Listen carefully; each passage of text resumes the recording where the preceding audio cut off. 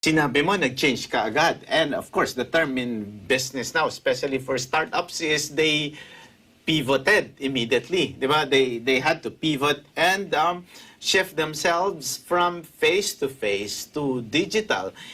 Ano yung mga challenges mo when you pivoted? Sir, as an entrepreneur, I also own like 2 other companies, no. Yung iba diyan mga nasa mall. So we have to close a lot of our stores. So sabi ko, wala, lugi na talaga. But the good thing about Creative Voices, my company, it started from nothing.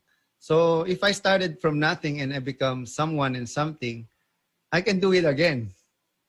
Because ang kagandahan po sa boses, ito yung isang bagay na, alam mo yun, binibili pero hindi mo nakikita, hindi mo nahawakan, hindi mo nakakain.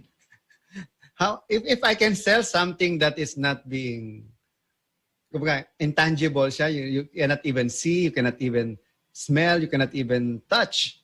What more I cannot sell? So sabi ko, sige, let's go back to basic. So what I did, ano ba yung binebenta ko? Boses ko.